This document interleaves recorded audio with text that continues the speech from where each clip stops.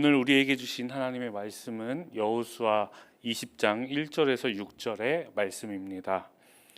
여호와께서 여호수아에게 말씀하여 이르시되 이스라엘 자손에게 말하여 이르기를 내가 모세를 통하여 너희에게 말한 도피성들을 너희를 위해 정하여 부지 중에 실수로 사람을 죽인 자를 그리로 도망하게 하라.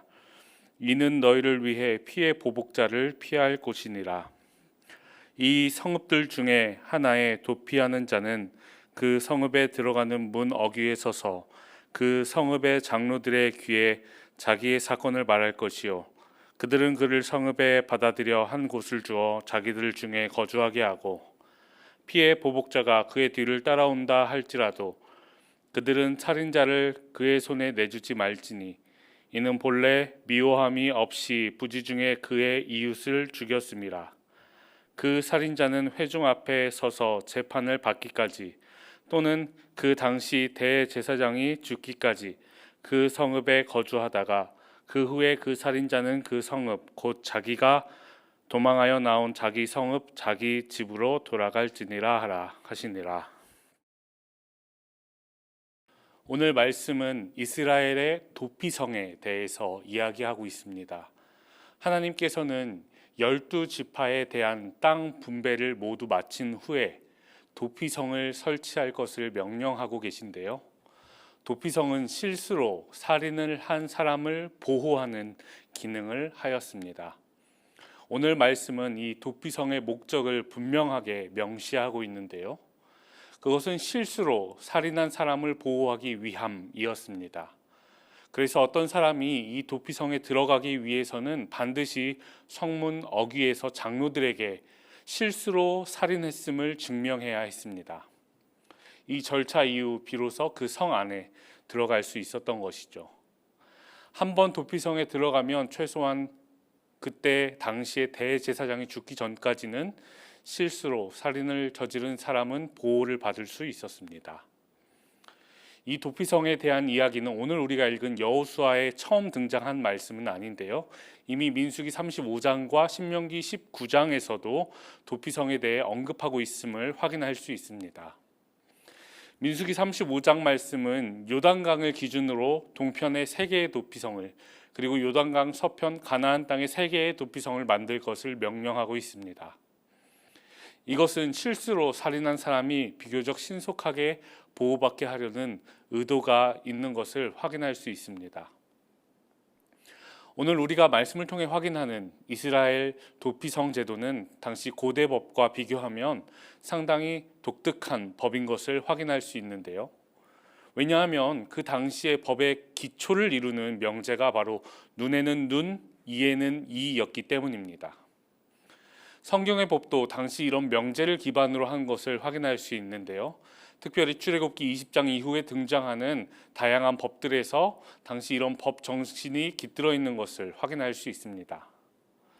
그런데 이런 법들이 주류를 이루는 가운데 하나님께서는 도피성을 만들어 실수로 사람을 죽인 사람을 보호해야 한다 이렇게 명령하고 계신 것입니다. 오늘 우리 주변에 도피성은 존재하지 않습니다. 그러나 그럼에도 불구하고 여호수아의 도피성 이야기는 오늘을 살아가는 우리에게 몇 가지 교훈을 주는 것 같습니다. 도피성을 만든 그 정신을 오늘 우리가 다시 한번 확인할 필요가 있는 것이죠. 첫 번째 도피성 말씀은 인간이 연약한 존재임을 기억하게 합니다. 인간은 연약한 존재입니다.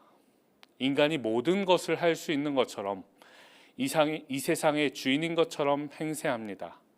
하지만 실상은 어떻습니까? 인간은 실수하고 또 실패합니다. 오늘 말씀에서는 그 연약함의 단적인 예로 살인을 말하고 있지만 그 외에도 인간의 연약함으로 인해 마주하게 되는 어려움은 너무나도 많이 있습니다. 많은 학자들이 오늘 우리가 마주한 생태 위기에 대해 경고하고 있습니다. 그런데 잘 생각해 보십시오. 이 생태 위기를 누가 자초한 것입니까? 스스로 대단하다고 믿는 인간이 자초한 일입니다. 오늘 우크라이나와 러시아 사이에 일어나고 있는 어려움에 대해서 생각해 보시기 바랍니다. 인류가 이미 1차 세계대전, 2차 세계대전을 통해 겪은 전쟁의 참상을 두 눈으로 똑똑히 목격했지만 같은 아픔을 반복하고 있는 것입니다. 성경은 인간이 연약한 존재인 것을 넘어 악한 존재다 이렇게 설명하고 있습니다. 그것이 성경의 인간관입니다. 그런데 안타까운 것은 인간 스스로는 이 한계를 결코 극복할 수 없다는 것입니다. 이 한계를 인정하는 것, 이 한계를 스스로 인정하는 것, 그것이 바로 하나님 앞에 한 걸음 나아가게 합니다.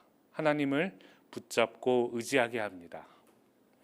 오히려 그 연약함을 우리가 인정할 때 하나님께서 그 모든 아픔을, 연약함을 덮어주시고 우리의 강함이 되게 하여 주십니다.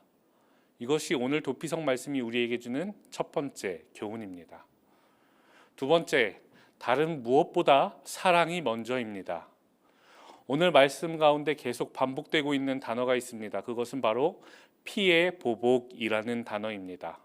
오늘 말씀에 3절에서 확인할 수 있고 또 5절에서 확인할 수 있습니다.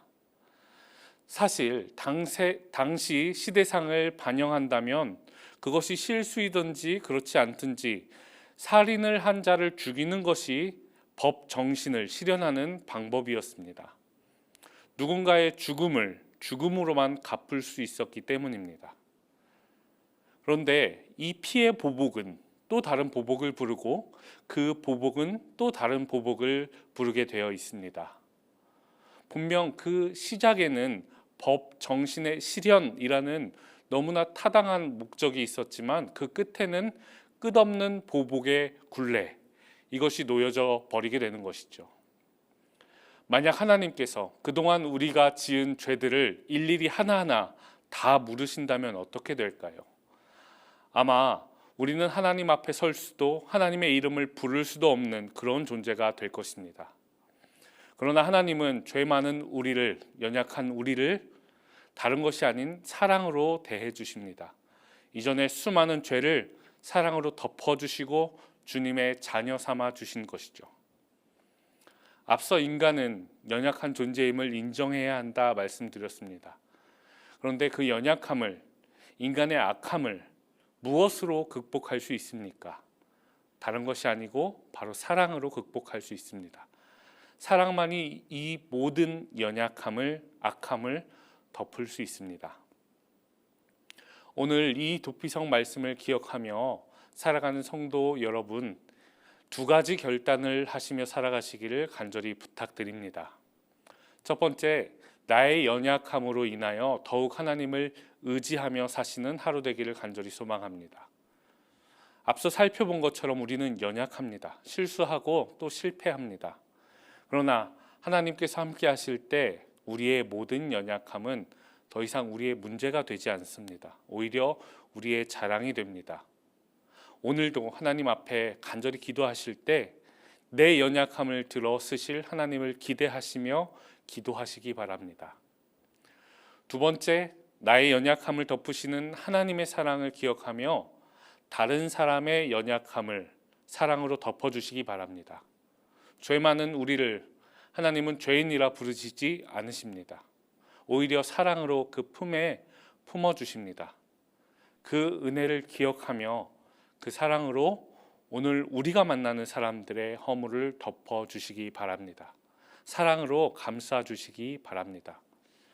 오늘을 살아가는 성도 여러분이 바로 도피성이 되어주시기를 간절히 소망합니다. 기도하겠습니다. 사랑의 주님, 감사합니다. 오늘 도피성 말씀이 우리에게 주는 교훈을 다시 한번 깨닫게 하시니 감사합니다. 오늘 우리 눈에 보이는 도피성은 없지만 우리가 스스로 도피성이 되어 다른 사람의 허물을 감싸주고 덮어주면서 살아가게 하여 주옵소서.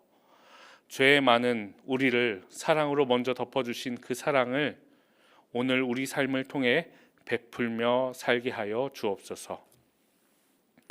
이제는 우리 주 예수 그리스도의 은혜와 하나님의 크신 사랑하심과 성령의 교통하심이 오늘도 주신 말씀 붙들고 살기로 결단하는 능곡교회 성도님들 머리머리 위에 지금부터 영원까지 함께 하시길 간절히 축원하옵나이다. 아멘.